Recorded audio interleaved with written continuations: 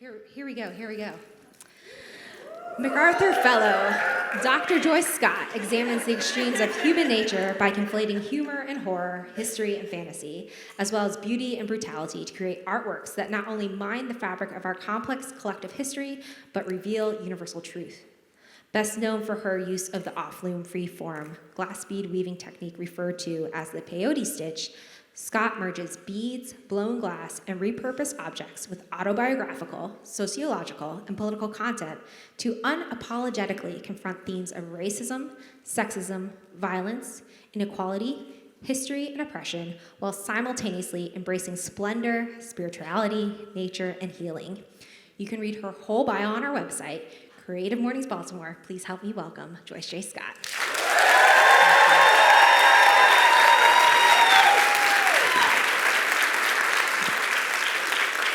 I'm not scared of dying and I don't really care. If it's peace you find in dying, well then let my time be near. If it's peace you find in dying, and if dying time is near, then bundle up my coffin, 'cause it's cold way down there. Troubles are many, there is deep as a well. I can say there ain't no heaven, but I'll pray there ain't no hell. Say there ain't no heaven, and I'll pray there ain't no hell. Oh, but I'll never know by living, only by dying will tell. Give me my freedom for as long as I be. All I ask of living is to have no chains on me. Oh. All I ask of living is to have no chains on me. And all I ask of dying is to go naturally out. I only want to go naturally. And when I die, and when I'm gone, there'll be one child born left to carry on. I'm Joyce J. Scott.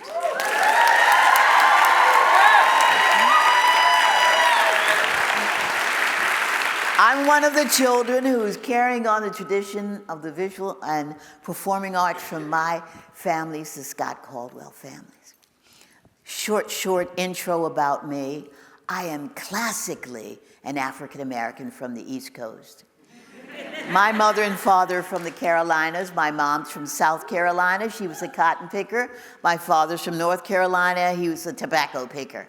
And they both took that long journey wasn't that long though, from the Carolinas to Maryland in the 30s probably, or the very early 40s, but I think it was in the 30s, to get away from the overt kind of squelching racism that inculcated all the South. Now, it wasn't like Maryland was so great, but they had a different ability to choose education for me. They met here and had me. For education for me, for jobs, my father worked at Bethlehem Steel. My mother could choose different jobs. And they didn't generally have to worry about being corralled in their homes late at night. Because when they lived in the South and they were sharecroppers, they would be corralled in their communities and not allowed to have free purchase. I'm their kid, Joyce James Scott. My father, Charlie Scott Jr., my mother, Elizabeth Caldwell Scott, and I want you to know my mother has her retrospective here at the museum right now. Candle bugs, tumble turds, and candle bugs. Eye winkers, it's a whole bunch of Southern things. You know, eye winkers are eyelashes, and tumble turds are those bugs that roll turds around, and candle bugs are lightning bugs. So what am I going to talk to you about? Myself, of course. Today is spicy, and I'll attempt to be as spicy as I can. You know, I'm kind of humble and unassuming, so that might be difficult for me, but the one thing that I always pursue is trying to be as true to myself as possible, ergo, a truthful and nutritious art. When Cecilia said nutrition, I mean, I thought it was a nice fat joke, but actually, when I talk about the nourishment and the nutrition that I get from the visual and performing arts that I do, it has to do with living a fulfilled life.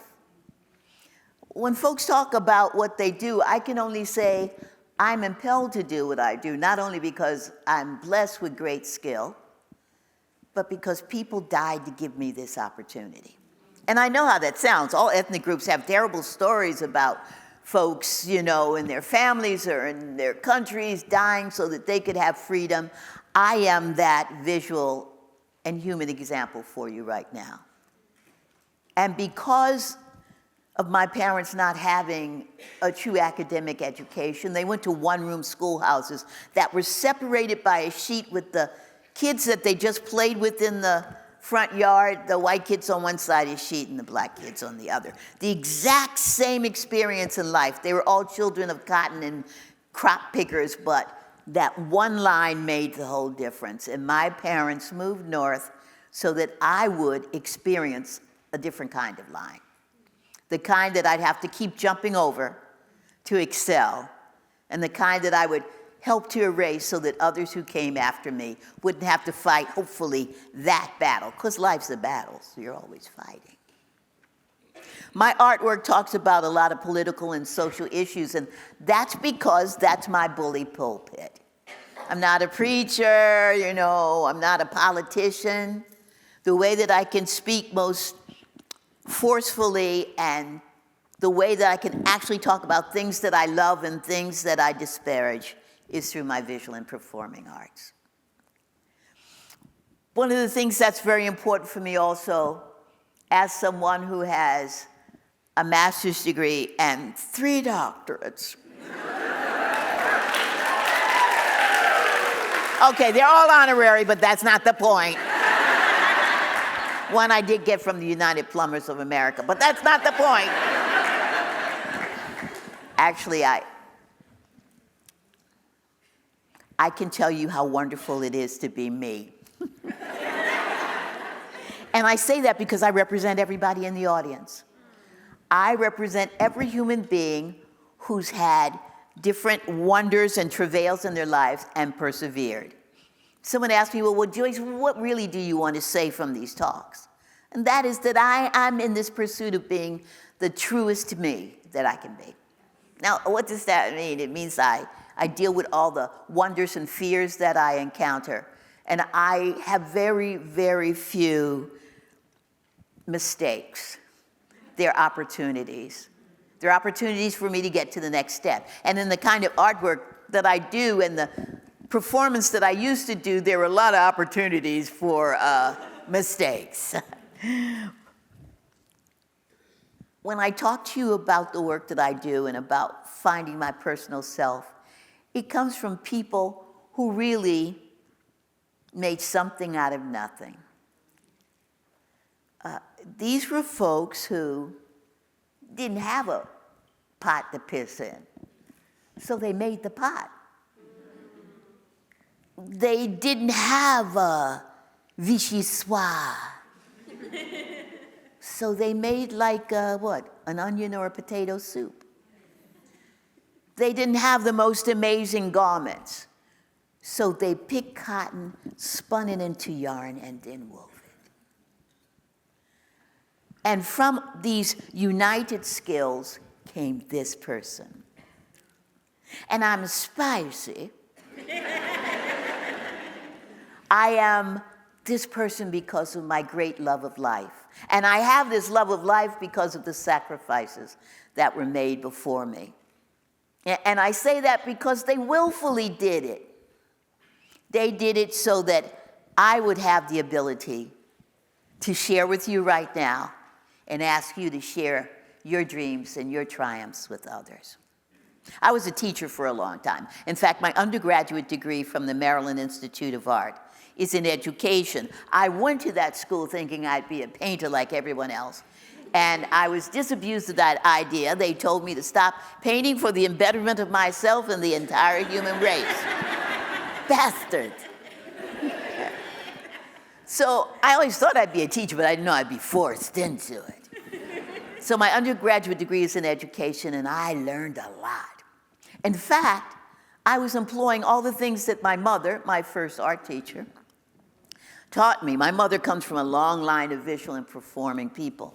So, you know, storytellers, musicians, potters, weavers, people make sweetgrass baskets, fabric, all this kind of stuff. So there I was using the passport that my mother gave me, her needle and thread. And it's carried me all around the world. I got my undergraduate degree, and I realized I'd be a 700-pound alcoholic if I taught in the public school system. I am not 700 pounds. The people in the front row are like, so? So I did what any self-respecting hippie would do in 1970. I went to Mexico to find myself. See, there are a lot of people, you guys, none of you are old enough. They're like, you're the children of the hippies who went to Mexico to find themselves. I didn't know that I would be going to school there, but the Instituto Allende in San Miguel had its first year of giving master's degrees in the visual arts. And I got a scholarship to go. So that talks about not being, it's not that I wasn't afraid, of quelling your fears enough to just try. That's me being that honest, persevering self. And while I was there, I sang in nightclubs so that I could help pay for my time there. And then I came home, and in 1974, after having one real job as a drug counselor, I've never been a drug abuser, but I used my visual art, you know, as my modality, so we painted on walls and we made poetry about drug abuse. I met the best and the worst people, and I said, I'll never work for another person again. I'm sure it's Betty Davis, if you're still not old enough to know her either. That's Megan Thee Stallion. Yo, I ain't even, you know, I know about that and shit. No. Okay. All up on me like that? No. Okay. And in 1974, my mother and I bought a house for $10,000, a 3-story wonderful house. She set up her studio, I set up mine. I've been there for 50 years. And I've made artwork. I've been true to myself. Now, what kind of little bon mots, what could I say to you that would give you some inspiration? Well, one of the things I'd say is just believe in yourself. You probably aren't any worse than anybody else in the world. Really think about it. You probably aren't as bad as most people in the world. Secondly, the things that I thought were going to just like drive me crazy don't even happen. You know, you think I'm going to walk out of the house and like an extraterrestrial will come and probe me. It's not going to happen. It's really the guy up the street, but it's not going to happen.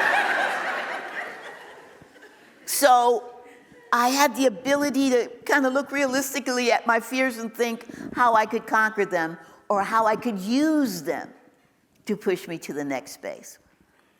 Another thing is just try to move with gracious and loving intent. Now, I know how that sounds like kumbaya, and my love for you and grace, and I'm centered, and I'm okay, and you're okay. But that's not what I mean. If I'm out of the house, I'm limping around looking happy and being happy just to be alive and knowing that most people feel the same way or don't care about me at all, I just move through life. It also allows me to know that there are people who are much worse off than me, and I should do something to help the world be better. Because I'm living in it. And my best way to do it is through the visual art. So, I've talked my bit, and then we're going to have a Q&A session. So I'm going to end with something that my mom taught me. My mom said to me, let me back up a little bit.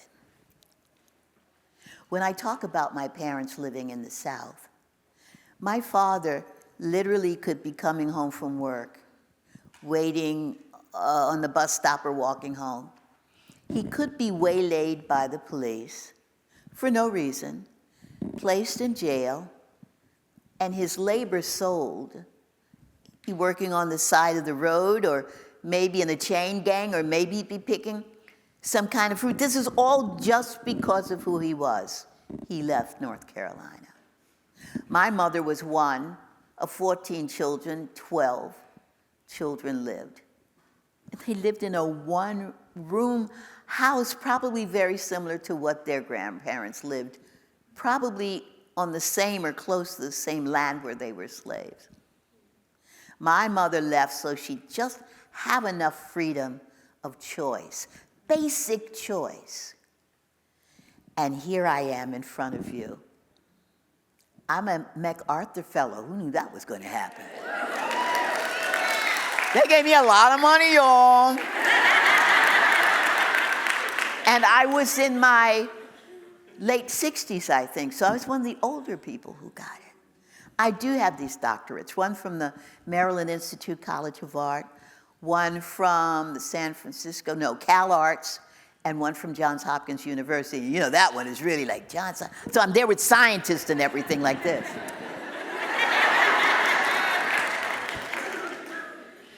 All of those things happened because somebody loved me enough. And this is what my mom said to me. Don't hide your light under a bushel. That's an old kind of adage. Shine. So I don't hide my light under a bushel. I shine, and when people say to me, but Joyce, you're too big, you're too glorious, you're too glamorous, you're just too much. I say, that's my gift. People died so I can have it. If you can't cop a hit off this globe,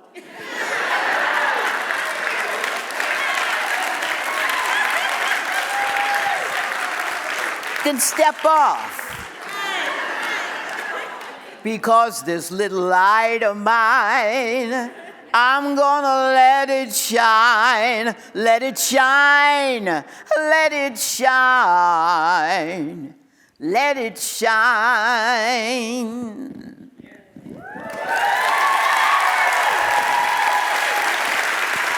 Help me. Thanks, Joyce. Thank you. Oh, my goodness. Thank you, love. So let's do a Q&A thing. It's time for Q&A, y'all. Oh, look at this. Oh. Look at this. Look at this. Sit down. Thank you very much, but sit down. Thank you. Thank you, everyone. I know I'm still you all not got giving questions. you money. And I'm keeping my clothing on, so you can forget that. So I'm going to run around with this microphone. Who has questions? Or civil comments. Tell Joyce how much she's shining. Who wants to give her her flowers? Oh, we got one. Here's over here. another mic, too, in case someone else would like to hold. Yeah.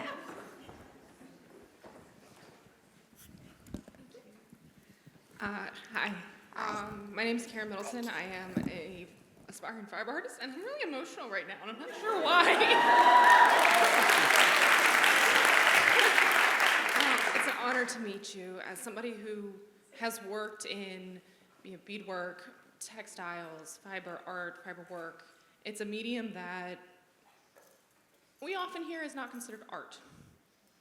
Clearly, you are a testament that is a misconception. Mm-hmm. And I'm curious, throughout your career and thinking about throughout your career, how has the perception of fiber work and traditional craft forms changed?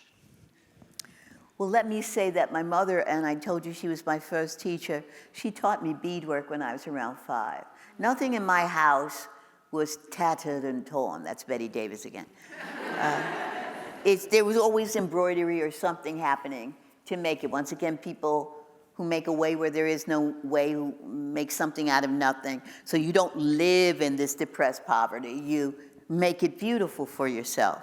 So as I traverse through my life and going through schools, and people would tell me that that's craft as if that's like vermin, or people would try to marginalize me, I knew that my strength came from it. So I would do what my mother also told me. I shall not be denied. Why do I mean that? I have been on a quest with other artists who say that it's the same impulse to make a cup as to paint a picture of the cup. They're both as important. So when someone talks to me about craft and tells me that it is not the same, I talk about it being an imperious and impractical and false artistic and aesthetic construct made by the Europeans about art, and no. I say that because we know now, as we look at all the artwork that's being intermingled and that's being mixed, that it's just not the way that we have to proceed in art. And the way we proceed with our friends and with our culture, where people are fighting to be more equal and to see the beauty and truth in whatever is presented to you, whoever that person is, the same way with artwork. So I've had it, a lot. And here's the other thing that I do the most in my work and that I am very proud of. I try to never, ever relinquish the quality of my endeavor, relinquish or make bad artwork for the content or the context. Okay, that's very important. So when anyone looks at my beadwork, and if you haven't seen it yet, you will. And when you look at my mother's work, you're going like, damn, she good. So that always is in the face of anyone who tries to negotiate the quality of my work. They just look at it and they can't do it. Okay? Peace. Someone just throw something at me? Peace, Joyce. My name is Meridian Sky. Thank you for being a living testimony of persistence. It's a blessing to see you, Thank you. here. So I've been allowing myself to daydream recently on the intersections of what brought me here, and specifically going to South Carolina, allowing myself to be impressed by the wind and the sweet grass. So I'm curious, what I started mulling over was Charleston and Baltimore, Carolina and Maryland. So I'm curious if you see any intersections of these two places, and if so, how that's impacted your life, your work. Just really curious on what you think about that. Absolutely. Although my mom really wasn't interested about going back to South Carolina. And when she took me back, she said, see why. And Bashi and his group, I'm sorry, I don't remember the name of the total group, went to South Carolina to, investigate the different environment that my mom lived in, and then they did a wonderful composition that they made in that space. I tell you what my mom never lost, and it was her joy of being who she was and the family life and what she learned from that area. We Geeches, I say Geechee, but we were Geeches, that's what they called it. And so I ate a lot of rice as a kid. And I knew about doing things hands-on from her. I was raised in Sandtown. I don't know if this is a very good, right? Across the street from the projects, everything, Gilmore Projects, everything. And there are a lot of people from the Carolinas and Virginia in that neighborhood. And so when you would go visit somebody, they'd have some smothered chicken or something. I used to walk 1 block from my house to the elementary school and back. Miss Agnes on the first floor and her husband would make sure that I got to the second floor apartment, and I'd do my work. But if I was a latchkey kid, and that means you let yourself in.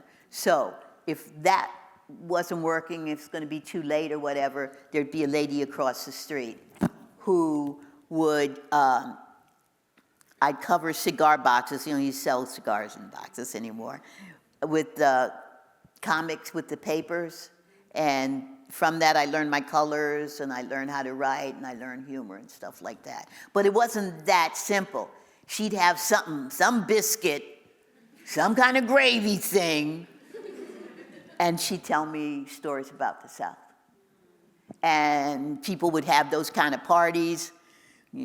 Rent parties would be, I don't know if anybody ever spent it on the rent, because they'd be just crazy playing cards, and you'd hear the stories. I am, Leslie Rose is in here somewhere, and I am the worst liar around. I will just lie about everything. And it has to do with those periods where they, look at, and everybody had a nickname. Look at Flo K. Look at peanut bread.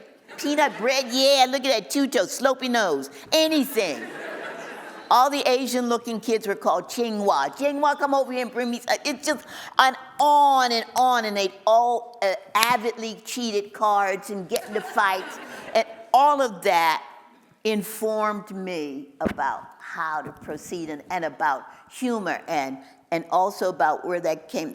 That humor came from a lot of hurt for a lot of them, and how they transcended all of that kind of, you know, social and ethnic pain that they had, because we still, I'm 75, 3/4 of a century, and that means that I remember drinking from a black water fountain. I am just old enough in that sweet spot, post-Second World War, to get the end of that, and to know how they just lived in the world and couldn't do certain things. I got all those stories. And my mother remembers her grandfather, who was a slave, and he taught blacksmithing and sweetgrass and caning. So it was that thing where communities were very tight. It was before the real kind of a scourge of drugs from the Vietnam War and all of that. So communities were very, very tight in that way. And that was how I learned it. You know, my father was just the biggest trash talker in the world. And so he would, yeah, talk like that, you know, talk. And that's, oh, okay. So yes, there's a direct connection to it. And I was in the Spoleto Arts Festival, and my mother and I did a really big, like a 15-foot installation piece, site-specific piece, and my mother also worked with me, and we were in Charleston, South Carolina doing this. And a friend that I met in graduate school, Nora Banna, a nice Jewish girl, we all had the same nose. It's aquiline, you know, aquiline means hawk. The same beak. And so she and I and my mom, who was dark-skinned, and I remember going to a restaurant in Charleston, and I left something, so I said, you guys go get the table.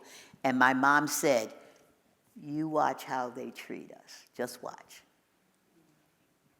And they were treated a certain way. Then I came in. She said to me things like, see that chandelier? I used to clean those when I was a kid. So they would lower the chandeliers down, and we'd have on white gloves, and we would do each crystal like, it was all history lessons to me, and I learned all of that. And so when I received, I think my first grant from the Maryland State Arts Council, they did a big fete for us, for different people in Annapolis, in maybe the governor's house. And that's where she said this another time, see that chandelier? I learned a lot from her, and from my dad too, just differently. My mother was my aesthetic muse, and my father, and my last name is Scott for a reason, and Caldwell too. They're Scottish, they could take $1 and squeeze that dollar.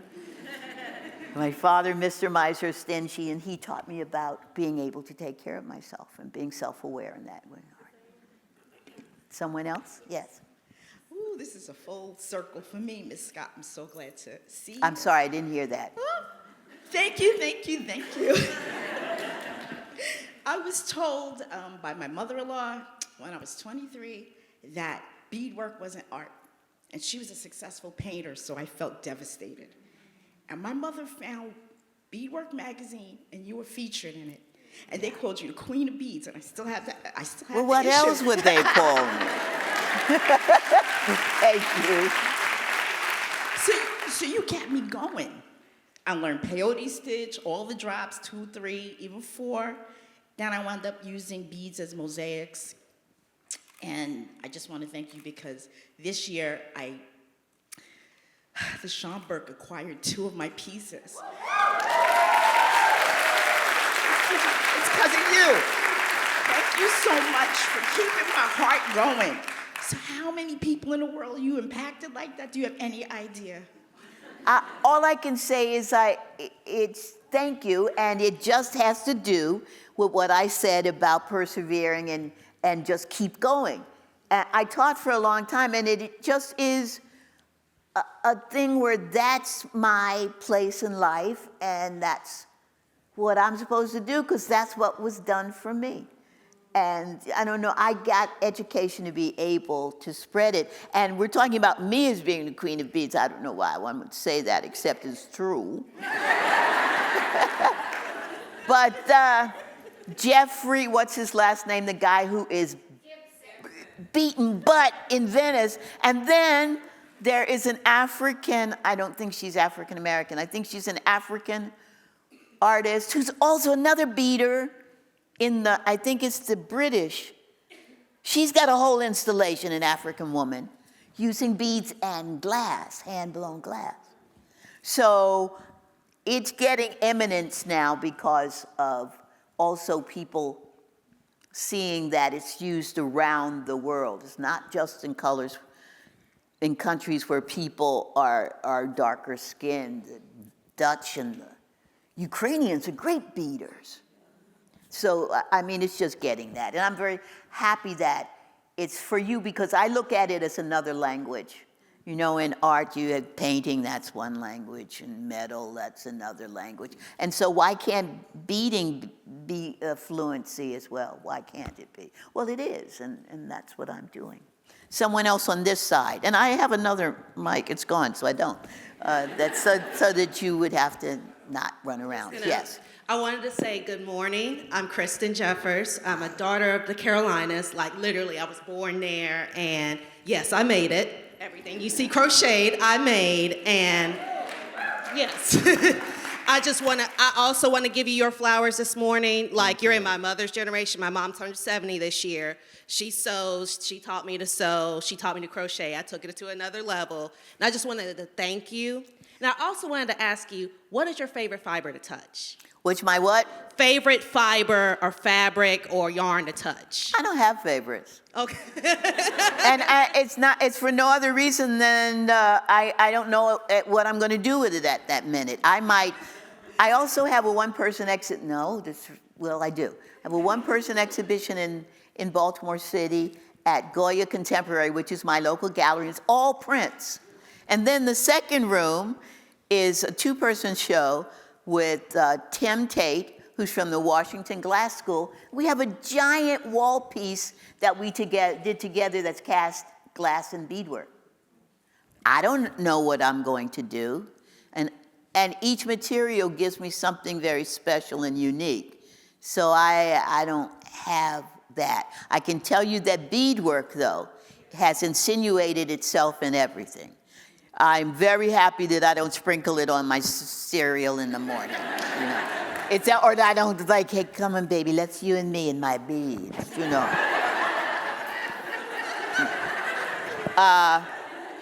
But that is as if I were a writer and just hand wrote everything.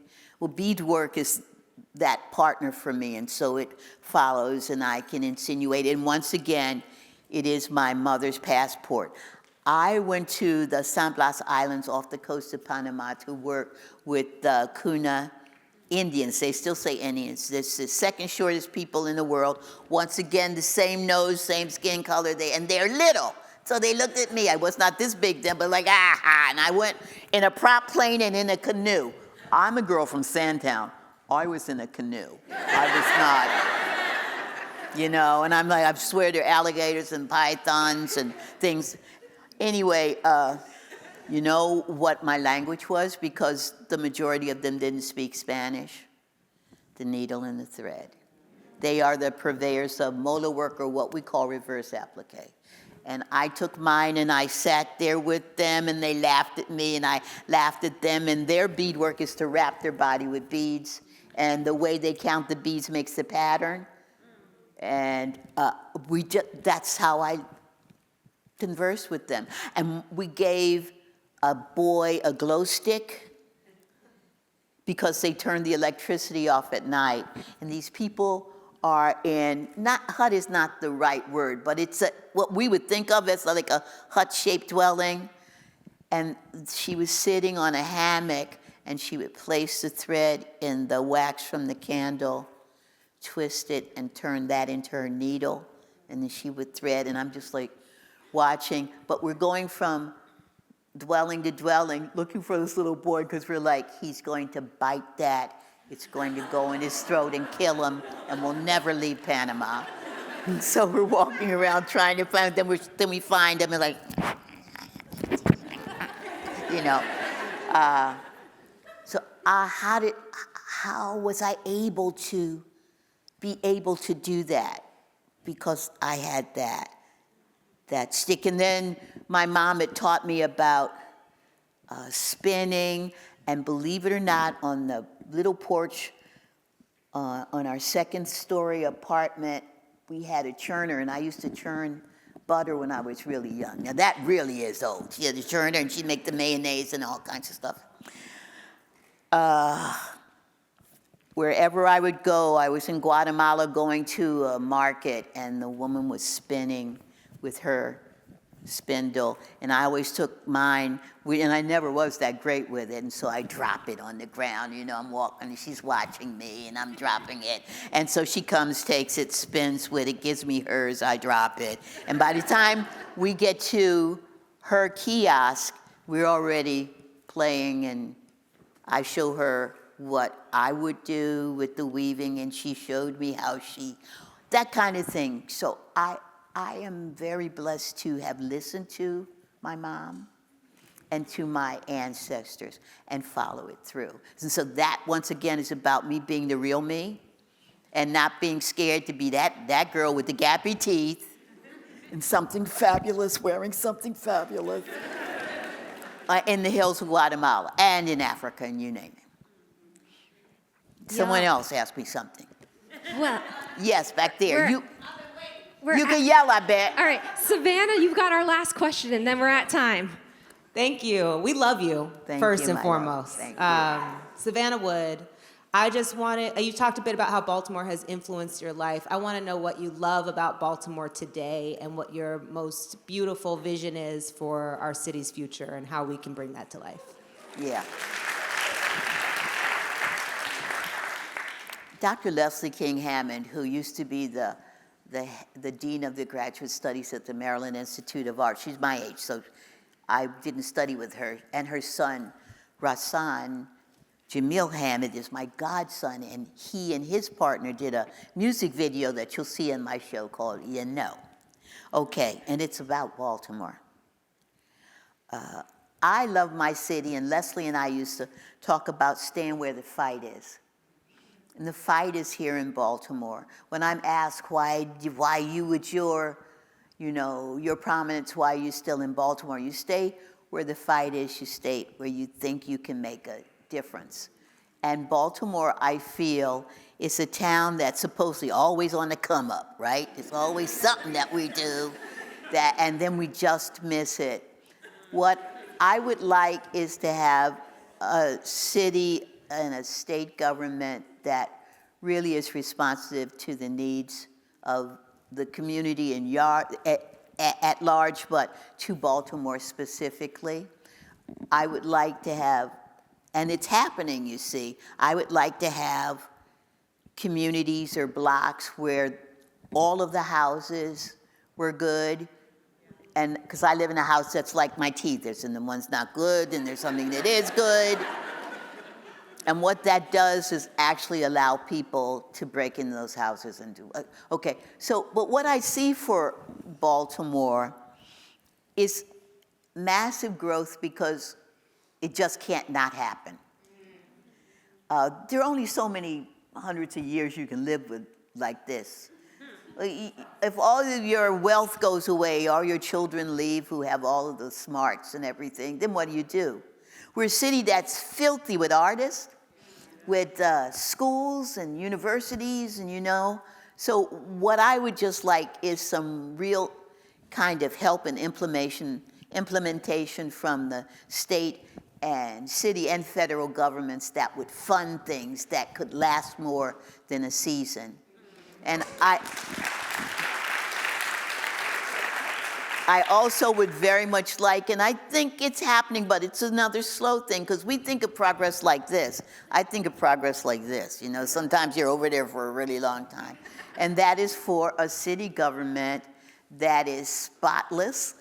By that I mean no craziness happening, and that would allow us to believe and trust in it, that would really, really make a difference in our school system.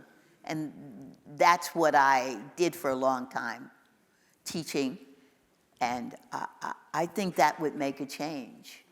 There's one other giant one, and that is, of course, drug abuse. But that's the world, folks. I literally been blessed to travel the world, and I've never been anywhere where there weren't just drug abusers. But if you look at this country now and the homeless folks, and I think Los Angeles has 10,000 homeless people. When you look at that, then you know there's got to be a change. Change has got to come, yeah. Y'all, can you help me thank Joyce again for being here?